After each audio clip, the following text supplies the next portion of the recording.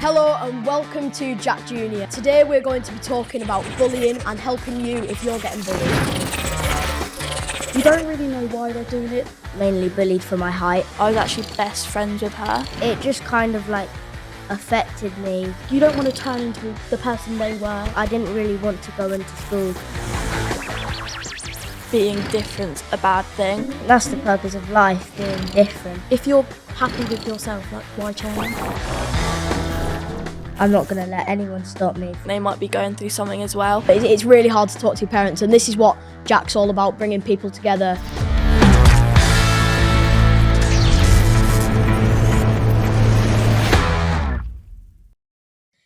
Hello and welcome to JAAQ Junior. Today we're going to be talking about bullying, which is a really, really important topic, and we've got some super, super incredible guests talking about their own stories and helping you if you're getting bullied, giving you advice on what you can do to whoever's bullying you. So yeah, we're really excited. Fred, what do you think? Yeah, I'm really excited for the podcast. I've not been bullied, I'd say, but I have had people take the mick out of me sometimes, so it'd be interesting to see what our guests here today have got to talk about. Have any of you been bullied? Yeah. Do you know why you were bullied? Was it sort of why? So when I was growing up, I was mainly bullied for my height, but I realised that other people's opinions just shouldn't affect me because I should rather just worry about my own self than other people. When was that? Year 3 to year 6, and it does still happen in year 7, but I've just kind of gone past it mainly. Well, I don't really actually know why. She just didn't like me for no reason, and then she gang up on me, so it's a tad bit weird. But now I'm going in year 7, going into year 8. It's completely fine now because I've got nice mates that aren't horrible for no reason, but it was really for no reason. I don't really know why. Yeah. So how did it make you feel? I mean, it just kind of affected me. I didn't really want to go into school because it was mainly just repetitive, every day. It just made me feel really down about myself and sad mainly.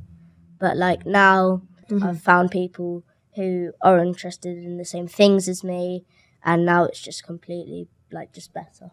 What did you do to find ways to cope? My sport, basketball, is something I can go to, and it's then I'm just completely in my own world where I have that time with myself to just focus on and learn something that like an escape. Yeah, exactly. Yeah.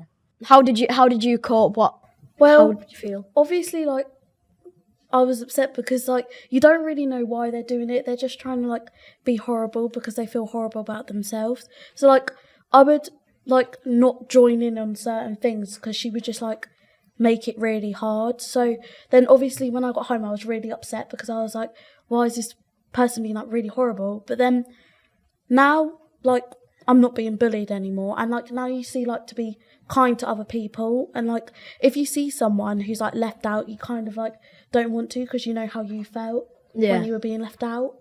You said when you go home you'd be really upset. Who did you talk to anyone at home or in school or? Yeah, I told my mum and my dad obviously. But then when I was at school it was kind of hard because she was there and she'd say that I was doing it, and I was I'm not doing anything. Yeah. But then it would sound like I was doing it, but I really wasn't. Yeah, we always say that at JAAQ. It's the person you don't want to talk to are your parents. So it's really hard to talk to your parents, and this is what JAAQ's all about: bringing people together, having children's stories, having other people's stories that you can relate to. Who did you tell first? I was just mainly I was talking to my mum and my dad a lot, and just saying to them, there's these 2 people at school, they're bullying me because of my height, I don't know what to do about it. And they would kind of just calm me down and just say look, don't worry about what people are saying about you, because if you worry about that, it wouldn't benefit me if I was worrying about other people's things. So we've talked about being bullied for being different. What do we think about that? Is it a good thing or a bad thing? Overall, it's not really a bad thing because everyone's obviously different in their own ways. but it can really affect on like how you feel as a person, and if being different's a bad thing, and it makes you question it. Right, yeah. I mean, like, I think that's the purpose of life, being different. Like, it's good to find yourself and, like, right, I like this. I'm not going to let anyone stop me from being myself. And, like, that's it, really. Like, you just need to be yourself. I think being different's a good thing, because if everyone was the same, then like life wouldn't be as like interesting, because it'd be very boring, like wouldn't there's it? lots of different successful people in this world, and they're all different. So that's kind of a good thing, because like if you're like everyone was the same, it'd be like really boring. And it's just all about being unique, and don't let anyone stop you from being who you are. This brings us on to the next question. If you could say anything to anyone who's being bullied because they're different, what would you say to them? What advice would you give them? I'd probably say just don't let it get to you, because they're probably jealous, and there's just a lot of things that they can say, which will obviously not be the nicest, but you've just got to think they might be going through something as well. That's why they're doing it to you. Again, it's really important that you've said it might be something that they're going through that makes them like think they've not got anything better to do. They think like the world's against them. I know, but it's when you're in that position, you can still sort of like comprehend that saying something like that is obviously going to have an impact, a negative impact on the person that they're doing to. I think it's a bit silly and a bit like self-centered. Yeah. What would you say to someone? I think everyone said that like sort of the same thing, just don't let it get to you, because the person who's doing it is probably not happy about themselves. So then when they see someone trying to be themselves, they just like don't like it, because they think that if they're not allowed to be happy because they're not happy in themselves, that means that everyone else who is happy like shouldn't be happy. But that's not the case, because like if you're happy with yourself, like why change? Yeah. So when you first got bullied, did you speak to anyone about it, and like how long did it take for you to build up the confidence to speak to people about what's going on? My primary school was like quite small, so like the word kind of got round like, oh, these people are being rude to Jacob. So then my teacher was like, are you okay? And I kind of bottled it up, like I didn't really want to speak about what was happening. It took like a good 3 weeks for me to say to my parents, like, these people are bullying me, like, I need some help, you know? So to anyone out there listening that's getting bullied and doesn't want to speak to people, what would you tell them to, like, what mindset should they have to look at it? I'd just say tell someone, but obviously, from personal experience as well, I know how hard that can be. Mm-hmm. I had to write it down on a piece of paper just to let my feelings out, because keeping it just kept building up inside of me, and it was really draining for me just to have all of this bottled up inside me, not telling anyone. So even just writing it down on a piece of paper, just letting it all out is good enough. So was there any like escapes that you just go and like take your mind off everything? Yeah. I dance, and I find just going to studios, learning something, going through something I've already learned, really just puts my mind on something else, because I'm obviously trying to focus on dancing, so I haven't got whatever is troubling me in my mind at that moment, and it's nice and it's peaceful. Mm-hmm. So that's what I do. I have a swim team, because like I do swim in like the leisure centre like near my house, and like it's nice because like when you have like a new group of people who aren't horrible, no one's like being mean. It's just nice to think about something else. Yeah, it gives you something to focus on as well, and like take your mind away from it. Yeah. So if you saw your bully now, you might be friends with them. If you saw them in a park or something, how would you react? How would you feel? The person who bullied me added me on Snapchat the other day.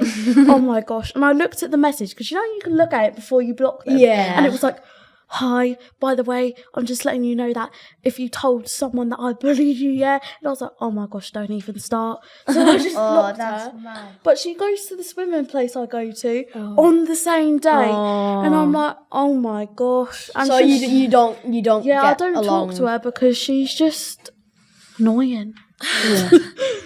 I've had quite a few bullies. The ones from primary school, one of them I am actually fine with now. But the one that from primary school up to high school, I was actually best friends with her, and I didn't realise what she was doing to me. But now when I look back, I can tell like it wasn't a healthy friendship at all. And I do not speak to her at all, and I do not want to put myself through that again. I mean, like, yeah, like the two bullies that bullied me in primary school, one's in my form in high school, and the other one also goes to my school, but now he's kind of relying on me for me to sort out his problems. And I kind of see that as like, yeah, you can come to me if you want, but I do still remember what you've done to me and how you affected my childhood. I don't think I'm gonna be rude to him and be like, look, mate, like, I don't want to sort your problems because I don't want to start stuff again. I've realised with what we're just talking about, not holding a grudge is good to do as well. Yeah. Because then, like, you're starting to get mad, and then you could start being the problem. Yeah. And then people would see that, and they'll be like, actually, you're holding the grudge. Yeah, I think that you can, like, not hold a grudge. Like, there's a way of, like, not being horrible to them, but then also letting them know that, like, I don't really want to be your mate. Like, you don't have to be, like, horrible to them every day, especially if you're in the same form as them. Like, it's, like, you don't want to turn into the person they were, that mean person, that horrible person, because, like, I think there's nothing wrong with being like, I don't want to be your friend.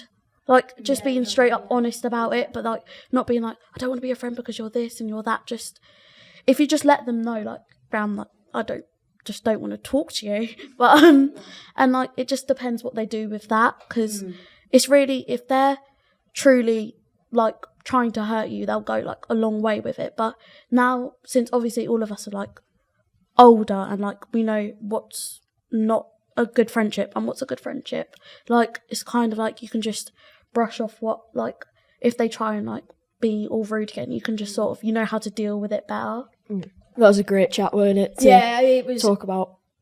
Yeah, it was so good. All of you guys sharing your own stories. Really good. Did we all enjoy it? Yeah, it was 100%. great. I loved it. Lovely. And you, honestly, you're all so good in expressing yourselves. We've absolutely loved having you on, and make sure to tune in for the next episode.